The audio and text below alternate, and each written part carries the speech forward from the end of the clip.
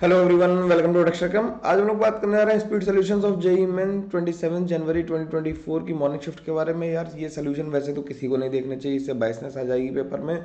और जैसा शिफ्ट 1 का पेपर था वैसा शिफ्ट 2 का पेपर नहीं था।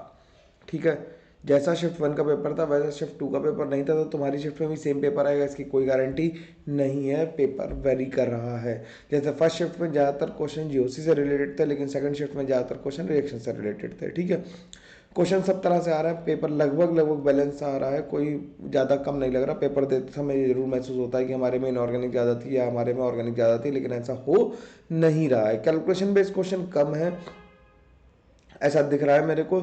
बहुत लोगों ने रिक्वेस्ट की, इसलिए मैं ये स्पीड सोल्यूशन बना रहा हूँ। बाकी ज़रूरत नहीं है इन स्पीड सोल्यूशंस की, ठीक है, लेकिन फिर भी कर देते हैं। चलो, काफ़ी लोग रिक्वेस्ट कर रहे थे, तो जिसका भला होना हो, जिसे मेंटली ये लगे कि सर ने करवाया नहीं इसलिए मैं करवा दे रहा हूँ, देखने की ज़रूरत इसे कोई खास नहीं है। ठीक है, चलो देख लेते हैं, फिर भी डिस्कस तो कर ही लेते हैं हम लोग कि हम लोग क्या क्या कर सकते हैं। तो नोट्स वगैरह सब लोगों को अपनी वेबसाइट पे मिल ही जाते हैं, ये हम जानते ही हैं, इसके लिए कोई परेशानी की बात नहीं है। तो इनका जो लिंक होगा इसके क्वेश्चंस का और सॉल्यूशंस का, वो मैं डिस्क्रिप्शन बॉक्स में ही डाल दूंगा डायरेक्टली, है ना, उसे वेबसाइट पे नहीं डालेंगे। तो पहला क्वेश्चन देख लेते हैं। ये क्वेश्चन पेपर जो है वो मेमोरी बेस्ड है। बच्चों ने मेरे को मैसेज भेजे हैं, उनके क्वेश्चन जो पेपर देख के आए थे उनके हिसाब से टेलीग्राम पे मैसेज आए हैं, व्हाट्सएप पे मैसेज आया है, और मेल्स पे जो मैसेज आया उनके हिसाब से क्वेश्चन पेपर है। और कुछ ऑनलाइन क्वेश्चंस भी मैंने देखे जो काफ़ी लोग डिस्कस कर रहे थे, उनसे भी क्वेश्चंस कुछ कुछ रिट्रीव करने की कोशिश की है। तो ये एग्जैक्ट पेपर नहीं है, ध्यान रखना इस बात का, लेकिन ये काफ़ी सिमिलर होगा, आसपास का होगा, इसलिए मेरा इसे बनाने का मन भी नहीं करता, लेकिन फिर भी काफ़ी लोगों की डिमांड थी, इसलिए यार देख लेना बस तुम लोग अब कैसे इसे मैनेज करना है। ठीक है, तो क्वेश्चन नंबर 1 पे चलते हैं। क्या कर रहा है क्वेश्चन नंबर 1? क्वेश्चन नंबर 1 कर रहा है PbCrO4 की रिएक्शन हॉट एक्सेस NaOH से कराई तो क्या बना। ठीक, तो जब PbOH होल्ड PbCrO4 की रिएक्शन जब हम NaOH से कराते हैं तो इससे Na2CrO4 बन जाता है और PbOH होल्ड ट्वाइस बनता है। PbOH होल्ड ट्वाइस कैसा है? एम्फोटेरिक है, और एम्फोटेरिक हाइड्रोक्साइड्स NaOH के एक्सेस में क्या होते हैं? डिजोल्व हो जाते हैं और क्या बना देते हैं? सोडियम प्लम्बेट, यानी कि Na2PbOH होल 4। तो इसकी कोऑर्डिनेशन नंबर जो आ जाएगी 4 आ जाएगी, और ये डायनाइनिक हो जाएगा। कैसा हो जाएगा? डाई एनायनिक हो जाएगा। इस पर निगेटिव चार्ज कितना आ जाएगा? 2 आ जाएगा। ठीक, तो आंसर इसका 1 आ जाएगा। ठीक, अगला क्या कर रहा है? For negative deviation of Raoult law. Raoult law जब निगेटिव डेविएशन शो करता है, निगेटिव डेविएशन के लिए क्या होता है? निगेटिव डेविएशन के लिए जो ए बी फोर्सेस होते हैं वो स्ट्रांगर होते हैं किससे? ए एंड बी फोर्सेस से। तो बॉइलिंग पॉइंट क्या करता है? बॉइलिंग पॉइंट इंक्रीज कर जाता है, और वेपर प्रेशर क्या होता है? डिक्रीज कर जाएगा। भाई बॉइलिंग पॉइंट और वेपर प्रेशर आपस में कैसे? इन्वर्सली प्रोपोर्शनल है। जब वेपर प्रेशर ज़्यादा होगा तो बॉइलिंग पॉइंट कम आएगा, जब वेपर प्रेशर कम होगा तो बॉइलिंग पॉइंट ज़्यादा आएगा। तो आंसर इसका 4 नंबर हो जाएगा। ठीक, which of the following is maximum magnetic movement. अब मैग्नेटिक मूवमेंट निकालने का फॉर्मूला क्या होता है? N is equal to mu is equal to under root of N into N plus two Bohr magneton. तो हमें अनपेयर्ड इलेक्ट्रॉन निकालने हैं। एन क्या है यहाँ पे? अनपेयर्ड इलेक्ट्रॉन्स है। एन क्या है? अनपेयर्ड इलेक्ट्रॉन्स है। तो सिंपली था, क्या था इसका? D3 का कॉन्फ़िगरेशन लिख लो तो क्या हो जाएगा? इसमें क्या होगा? 3D3 में एन की वैल्यू कितनी आ जाएगी? 3। 3D6 में अनपेयर्ड इलेक्ट्रॉन कितने आ जाएंगे? 4। कैसे आ जाएंगे? अगर D6 को भरोगे, D6 को फिल करेंगे तो कैसे करेंगे? डिब्बे बना लेते हैं। D6 को हमने फिल किया तो देखो, D6 को फिल किया तो अनपेयर्ड इलेक्ट्रॉन कितने आ गए? 4। D7 को फिल करेंगे इसी तरह से तो कितने आ जाएंगे? 3 आ जाएंगे। फिर से कैसे? डिब्बा बना लेंगे फिर से, है ना। बॉक्स में आके फटाफट करेंगे। पेपर में भी इन्हें ऐसा ही करना था आसानी से। 7 इलेक्ट्रॉन थे तो 7 इलेक्ट्रॉन भर लिए, और D8 में 2 इलेक्ट्रॉन्स आ जाएंगे। तो D8 में अगर बनाएंगे तो कितने इलेक्ट्रॉन्स आ जाएंगे? 2। तो ये बात समझ में आ गई होगी आसानी से। तो D8 में कितने आ गए? 2 इलेक्ट्रॉन्स आ गए, तो आंसर D6 हो गया। तो आंसर इसका हमने 2 मार्क कर दिया। ठीक है, तसल्ली वाले सवाल हैं, बिल्कुल हबड़ दबड़ करने की जरूरत नहीं थी। पेपर सरल था बहुत, है ना, मतलब बहुत सरल नहीं था, मतलब केमिस्ट्री का मॉडरेट था क्वेश्चन, है ना।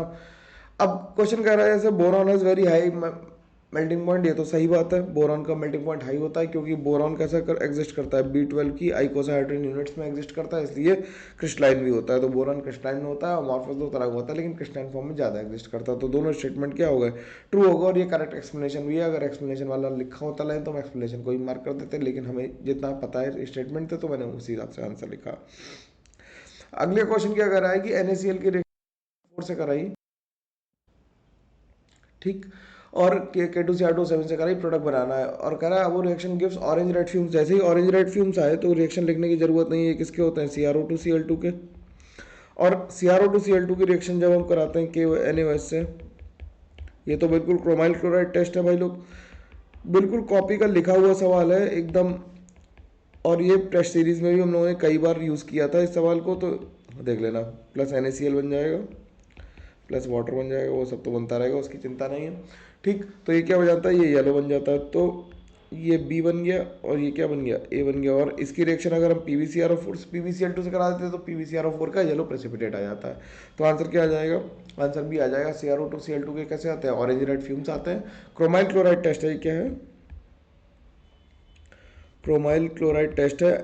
अगर एक दिन दो दिन है तुम्हारे पास तो प्लीज़ सॉल्ट एंड डिस्क के मेरे नोट्स को जरूर पढ़ लो, उससे सवाल आ रहे हैं। और काफ़ी लोग कमेंट करके बताएंगे कि टेस्ट सीरीज जैसे सभी क्वेश्चंस आए ही हैं। अब कह रहा है order off spin magnetic movement, spin magnetic movement निकालना है तो हमें क्या होगा, Fe+3 में है। Fe+3 में कैसा कॉन्फ़िगरेशन है, 3D5 है, वीक फील्ड लिगेंड है। तो जो म्यू की वैल्यू होगी वो √5 × 5+2 यानी कि √35 होगी। वेनेडियम +2 में है तो वेनेडियम का कॉन्फ़िगरेशन क्या आ जाएगा, 3D3। इसमें वीक फील्ड लिगेंड है इसमें भी, तो इसमें म्यू की वैल्यू आ जाएगी 3 अनपेयर्ड इलेक्ट्रॉन है यानी कि √15।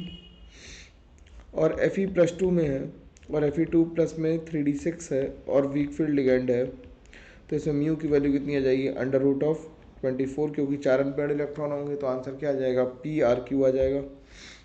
ठीक है, सिंपल सी बात थी, ज़्यादा मुश्किल तो इसमें होनी नहीं चाहिए, ठीक। अगला सवाल क्या कह रहा है, अगला सवाल कह रहा है NH4 CO3 इज बेसिक। बिल्कुल, अमोनियम कार्बोनेट जो होता है वो बेसिक सॉल्ट होता है, क्योंकि Ka जो होती है वो कम होती है of H2CO3 then Kb of NH4OH। तो ये बेसिक सॉल्ट है, सही है। Acidic and basic salt, nature of acidic and acid nature of salt of WA and WB depends upon the K and KWB, Ka of W and Kb of WB। बिल्कुल ठीक बातें कर रहे हैं, तो ये दोनों ही स्टेटमेंट सही है और करेक्ट एक्सप्लेनेशन भी है, तो हम इसे दोनों स्टेटमेंट ट्रू करते हैं। एक्सप्लेनेशन वाले पूछे या नहीं पूछे मेरे को नहीं पता, देखो यार सिंपल बात है। अब कह रहा है which of the following halogens does not show variable oxidation state, तो ये तो फ्लोरीन है, बिल्कुल सामने से ही क्वेश्चन पूछ लिया कि फ्लोरीन तो क्या करता है, -1 +1 +3 +7 +5 सब दिखाता है, ब्रोमीन भी और आयोडीन भी, लेकिन फ्लोरीन केवल कौन से ऑक्सीडेशन स्टेट दिखाता है, -1, 0 तो वेरिएबल में काउंट नहीं करते, ठीक।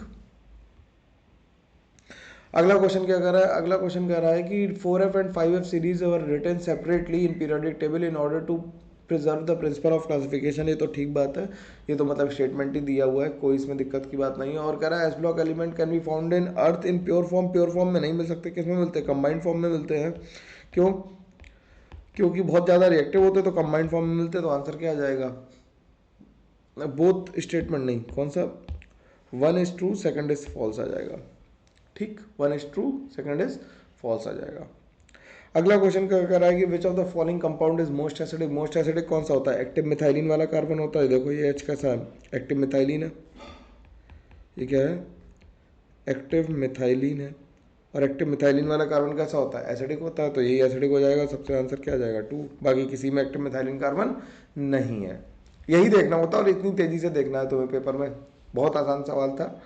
एक्टिव मिथाइलिन वाला देखना तो दोनों तरफ नेगेटिव चार्ज क्या कर सकता था, रेजोनेंस कर सकता था, इसलिए वही ज़्यादा एसिडिक होगा जहाँ पे दोनों तरफ रेजोनेंस होगा। अगला सवाल क्या कर रहा है, which of the following is strongest nonstate base. अब बेस कौन स्ट्रॉन्ग होगा, जिसमें लोन पर रेजोनेंस नहीं कर रहा होगा, इसमें भी कर रहा है, इसमें भी कर रहा है, इसमें भी कर रहा है, तो जिसमें रेजोनेंस नहीं कर रहा वो सबसे ज़्यादा बेसिक होगा, क्योंकि लोन पेयर की अवेलेबिलिटी चेक करते हैं रेजोनेंस के लिए। रेजोनेंस के लिए क्या चेक करते हैं, लोन पेयर की अवेलेबिलिटी चेक करते हैं, ठीक है ना। अगला क्वेश्चन क्या कर रहा है, करेक्ट अगला क्वेश्चन कह रहा है the correct statement regarding the stereochemistry of SN1 and SN2 reactions is. तो SN1 में क्या होता है, रेस्माइजेशन होता है, और SN2 में क्या होता है, इन्वर्जन। ये तो याद रखने वाली बात है कि SN1 में क्या होता है, रेस्माइजेशन, और SN2 में इन्वर्जन होता है। तो आंसर इसका क्या आ जाएगा, 2 आ जाएगा। इसमें ज़्यादा कुछ लिखने की जरूरत नहीं है, बिल्कुल स्टेटमेंट कॉपी का लिखा हुआ है, नोट्स का लिखा हुआ है। Which of the following has maximum इनॉल content, इनॉल content उसमें सबसे ज़्यादा होगा जिसमें क्या होगा, एरोमेटाइजेशन होगा। तो इसका अगर हम इनॉल बनाएंगे तो देखो क्या बन जाएगा, जब इसका इनॉल बनाओगे तो ये OH इधर आ जाएगा, OH इधर आ जाएगा, और OH इधर आ जाएगा, तो ये एरोमेटिक बन गया। ठीक, जब इसका इनॉल बनाएंगे तो इसका इनॉल ऐसा बन जाएगा। इसका इनॉल बनाएंगे तो इसका इनॉल कैसे बनेगा, इसका किनारे वालों से बनेगा इनॉल। तो किनारे वालों से इनॉल बनाओगे तो कैसा बनेगा, यहाँ डबल बॉन्ड आ जाएगा, यहाँ पे OH आ जाएगा, और यहाँ पे OH आ जाएगा, ये ऐसा बन जाएगा, और इसका इनॉल यूँ बन जाएगा। ठीक, तो सबसे ज़्यादा एरोमेटिक में सबसे ज़्यादा स्टेबिलिटी आती है, इसलिए मैक्सिमम इनॉल कंटेंट 1 का आ जाएगा। सिंपल सी बात है।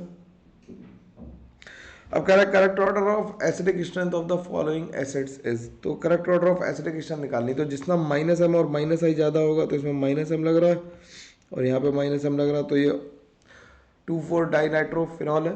तो ये सबसे ज़्यादा एसिडिक होगा, तो 2 सबसे ज़्यादा एसिडिक हो गया। 2 के बाद ये ऑर्थो पैरानाइट्रोफिनॉल है, या -M काम कर रहा है, तो 1 हो गया। फिनॉल में यहाँ पे फिनॉल में केवल रेजोनेंस हो रहा है, और इसमें +M लग रहा है। +M से क्या होगा, +M से एसिडिक स्ट्रेंथ कम होगी, और ये कैसा है, ये एलिफेटिक है, तो इसमें तो रेजोनेंस हो ही नहीं रहा, तो 5,4 सबसे कमज़ोर हो जाएगा। फिर उसके बाद आ जाएगा 5, 5 के बाद आ जाएगा 3, 3 के बाद 1, और 1 के बाद 2, तो 2, 1, 3, 5, 4 आंसर आ जाएगा +M और -M। ये बिल्कुल GOC का पेटेंट क्वेश्चन है, ऐसे सवाल मैंने काफ़ी कुछ करवाए हैं, और तुम्हें आसानी से कंपेयर करने आ जाने चाहिए। ठीक, अगला क्वेश्चन क्या कर रहा है, the correct name IUPAC name of the following compound. तो हम नंबरिंग वहाँ से करेंगे जहाँ से ग्रुप पास में है।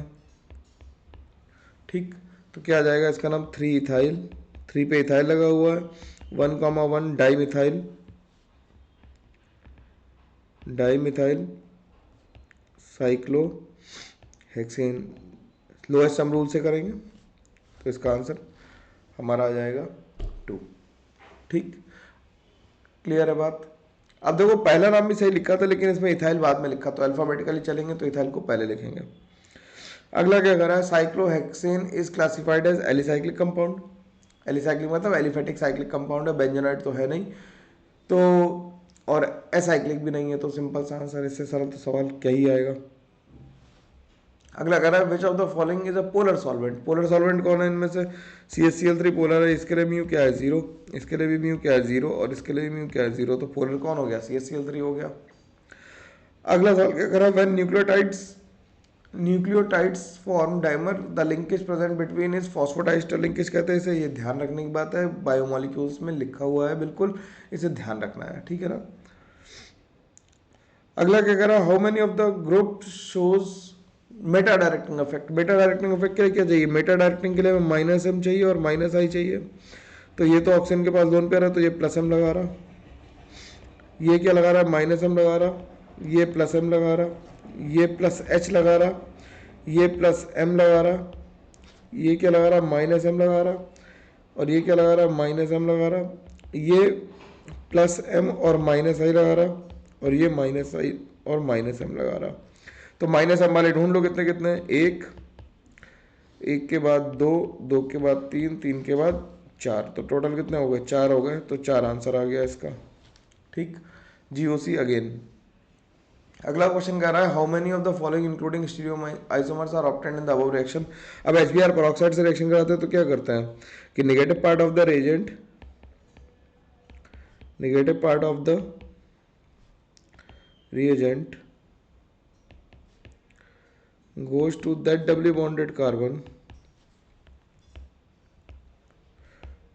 that doubly bonded carbon which has maximum number of H। तो ये क्या है, एंटी मार्कोनिकॉफ रूल है, एंटी मार्कोनिकॉफ्स रूल है। ठीक, एंटी मार्कोनिकॉफ रूल है, तो इसमें हम क्या बना देंगे प्रोडक्ट, देखना जरा भाई, ये क्वेश्चन था, इसकी HBr पेरोक्साइड से रिएक्शन कराई तो यहाँ पे क्या लग जाएगा Br, क्योंकि यहाँ पे एक हाइड्रोजन है, यहाँ पे कोई हाइड्रोजन नहीं है। ठीक, तो इसमें दो कायरल बन गया, एक कायरल ये बन गया, एक कायरल ये बन गया, तो टोटल नंबर ऑफ प्रोडक्ट कितने आ गए, प्रोडक्ट्स कितने आ गए, दो कायरल है तो कितने आ जाएंगे 2⁻², यानी कि 4 आ जाएंगे। ठीक है, जितने कायरल होते हैं उतने 2⁻n से निकाल लेते हैं हम लोग, कोई मीजो वीजो तो है नहीं। अगला क्वेश्चन तो कह रहा है बिल्कुल स्टोइचियोमेट्री का सिंपल सा सवाल है, mass of methane required to produce 22 grams of CO2 upon combustion. ऐसे क्वेश्चन हमने टेस्ट सीरीज में काफ़ी सारे किए भाई। जिन लोगों ने टेस्ट सीरीज नहीं ली है उनके लिए एक बात है कि पुरानी वाली टेस्ट सीरीज भी ले सकते हैं और एक नई टेस्ट सीरीज भी आ रही है विद एडवांस। ठीक है, तो वो भी जल्दी ही मैं उसका अनाउंसमेंट कर दूंगा, उसके लिए तैयार रहना।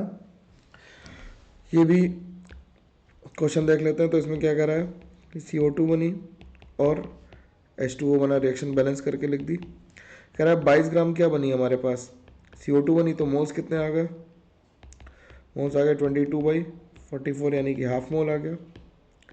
तो 1 मोल से 1 मोल बन रहा था, 1 मोल से 1 मोल बन रहा था, तो हाफ मोल से कितना लगा होगा, हाफ मोल ही लगा होगा, हाफ मोल ऑफ CH4। तो हाफ मोल ऑफ CH4 का मतलब मास कितना आ गया,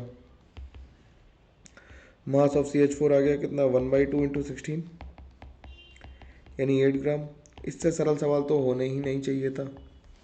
ठीक, अगला सवाल क्या कर रहा था, sum of bond order of CO and NO। तो CO में नंबर ऑफ इलेक्ट्रॉन्स कितने हो गए, नंबर ऑफ इलेक्ट्रॉन कितने हो गए 14, और NO प्लस में भी कितने हो गए नंबर ऑफ इलेक्ट्रॉन 14। तो 14 के लिए फॉर्मूला क्या बताया था बॉन्ड ऑर्डर का, 1/2 10⁻4 यानी कि 3। ठीक, तो दोनों में 3 3 आ गया, तो टोटल आंसर कितना आ गया 6। ठीक, अगला सवाल देखते हैं, how many of the following have +4 oxidation number of central atom. तो BaSO4 को जब देखोगे तो BaSO4 में सल्फर की 6 है, SOCl2 में निकालोगे तो 4 आ जाएगी, SF4 में निकालोगे तो 4 आ जाएगी। कैसे निकालोगे, सल्फर की x मान लो, सिंपल है, -2 into 1 is equals to, sorry -2 -1 into 2 equals to 0। तो x की वैल्यू कितनी आ जाएगी 4। ऐसे ऊपर भी निकाल लोगे, सिंपल है, इसमें कोई कलाकारी की बात नहीं है। H2SO3 में निकालोगे तो भी कितनी आ जाएगी 4 आ जाएगी। H2H2O7 में निकालोगे तो कितनी आएगी 6, और H2H2O8 में निकालोगे तो भी कितनी आएगी 6। तो कितने में आ गई, 3 में आ गई। कौन कौन से थे हाईलाइट कर देते हैं, इन तीनों में आ गई। ठीक, अगला सवाल देखते हैं। अगला सवाल क्या कर रहा है, the number of electron present in all the compound filled subshell having n equals to 4 और s इक्वल्स टू। तो for n equals to 4 and filled subshell, सारे सब शेल फिल्ड है, तो नंबर ऑफ इलेक्ट्रॉन्स कितने आएंगे, total number of electrons कितने आ जाएंगे 2n², यानी कि 2 इंटू 4 का स्क्वायर, यानी कि 32 electrons, out of which 16 will be having s की वैल्यू +½ और 16 विल बी हैविंग s की वैल्यू -½ क्योंकि आधे आधे जाएंगे, एक पॉजिटिव स्पिन से जाएगा और एक निगेटिव स्पिन से जाएगा। तो आंसर कितना आ जाएगा 16। ठीक, अगला देखते हैं। अगला क्या कर रहा है, कंसीडर द फॉलोइंग एक्सपेरिमेंट, और हमें ऑर्डर ऑफ रिएक्शन बताना है। तो हम सीधे सीधे रेट लिख लेते हैं। रेट को लिख लेंगे R = K इंटू HI की पावर n। तो इसे लिख लेते हैं 7.5, या ऐसे लिख लेते हैं। सेकंड वाले एक्सपेरिमेंट लिखते हैं 3 इंटू 10⁻³ = K इंटू HI कितना दिया 0.01 की पावर n। और फर्स्ट वाले एक्सपेरिमेंट में दिया है 7.5 इंटू 10⁻⁴ = K इंटू 0.005 की पावर n। दोनों को डिवाइड कर देते हैं यहीं पे, तो ये आ जाएगा कितना 300 डिवाइडेड बाय 75 = 0.01 अपॉन 0.005 की पावर है। तो ये काट दें तो 2 टाइम्स आ गया, तो ये आ गया 4। तो 4 = आ गया 2⁻n, तो n की वैल्यू आ गई 2। तो आंसर कितना आ गया इसका 2 आ गया। ठीक, क्या कर रहा है अगला question, if 3 moles of an ideal gas at 300 Kelvin expand isothermally from 30 decimeter cube to 45 decimeter cube against constant pressure of 80 kilopascal, then the amount of heat transfer is। अब देखो कह रहा है आइसोथर्मल प्रोसेस है, अब अगर isothermal process है तो डेल्टा यू क्या हो जाएगा 0, तो यानी डेल्टा टी क्या है, आइसोथर्मल के लिए डेल्टा टी 0 है तो डेल्टा यू भी क्या हो गया 0 हो गया। अब डेल्टा यू जैसे ही 0 हुआ तो हम क्या लिख सकते हैं, फर्स्ट लॉ से delta Q is equal to minus delta W, और डेल्टा डब्ल्यू की वैल्यू हम जानते हैं minus P external into delta V होती, क्योंकि हमें यहाँ पे रिवर्सिबल नहीं दिया गया है, तो रिवर्सिबल वाला फॉर्मूला जिसने जिसने लगा दिया होगा उसने एक गलत कर दिया होगा, सवाल को ध्यान से पढ़ना है, ठीक है। ना तो वेरी स्लो लिखा है ना रिवर्सिबल लिखा है, बस कह रहा है 3 मोल को लेगा, ठीक। तो डेल्टा डब्ल्यू कितना आ जाएगा, माइनस पी एक्सटर्नल कितना दे रखा है, पी एक्सटर्नल देखा है 80 किलो पास्कल दे रखा है, तो 10⁻³ ये पास्कल लिख देते हैं। V2 है 45 माइनस 30 और ये कितना है डेसीमीटर क्यूब में, तो ये हो गया माइनस 80 इंटू 10⁻³ इंटू 15 इंटू 10⁻³ इसे लिखते हैं पास्कल इंटू मीटर क्यूब। ये इससे कैंसिल हो गया, 15×8 = 120, ये -1200 पास्कल इंटू मीटर क्यूब क्या हो जाएगा, पास्कल इंटू मीटर क्यूब हो जाएगा क्या, जूल। तो डेल्टा डब्ल्यू आ गया कितना, तो डेल्टा डब्ल्यू की वैल्यू, क्यू की वैल्यू कितनी आ गई, क्यू की वैल्यू आ गई 1200, डेल्टा क्यू की वैल्यू आ गई प्लस 1200 जूल के बराबर, ठीक। अगला सवाल क्या कर रहा था, number of F electrons in the configuration of ND. ND हमारा लेंथेनाइड में आता, तो इसका कॉन्फ़िगरेशन जब लिखोगे ND60 का तो क्या लिखोगे, जेनॉन 4F4 और 6S2। तो नंबर ऑफ एफ इलेक्ट्रॉन्स कितने आ जाएंगे, नंबर ऑफ एफ इलेक्ट्रॉन्स आ जाएंगे कितने, 4 आ जाएंगे, नंबर ऑफ एफ इलेक्ट्रॉन्स कितने आ जाएंगे, 4 आ जाएंगे, ठीक। अगला क्या कर रहा है, the mass of silver displaced by a quantity of electricity which displaces 5600 of O2 at STP will be. तो इसे कैसे देखेंगे, ये तो फैराडे सेकंड लॉ का क्वेश्चन है, तो W1/E1 is equal to W2/E2 कर देंगे। अब W1 हमें निकालना है, सिल्वर का E कितना होगा 108 डिवाइडेड बाई 1, और W2 हमें दिया हुआ है कितना, W2 in terms of volume दिया हुआ है तो 5600/22,000 ये मोल्स आ गए, और इसका इनफैक्टर कितना है 4। ऑक्सीजन का O2 से किस में जाएगा, O2 माइनस में जाएगा, तो इनफैक्टर कितना आ जाएगा 4, तो ये आ गया 4, ये कैंसिल हो गया, तो W1 की वैल्यू कितनी आ गई 108 ग्राम्स आ गई। तो यार लगभग 28 क्वेश्चन हम लोगों को ठीक ठीक पता थे, जो मैंने बाकी सोर्सेस सारे सोर्सेस से देख के बनाए, इसलिए लेट आया सोल्यूशन, तो इसे देख लेना। और मैं तो रिकमेंड करता हूँ कि किसी को भी मत देखो, अपना दिमाग लगाओ और काम होके पेपर देना अच्छे से। सोल्यूशंस की ज़रूरत नहीं है, क्वेश्चन रिपीट नहीं होंगे, तो इसे देखने की जरूरत नहीं, लेकिन काफ़ी लोगों ने डिमांड की तो इसलिए मैंने कर दिया इसे रिकॉर्ड, ठीक है। चलो हम लोग मिलते हैं, जनवरी सेकंड शिफ्ट का सोल्यूशंस भी मैं लेके आऊँगा, ठीक है। चलो मिलते हैं, बाय बाय।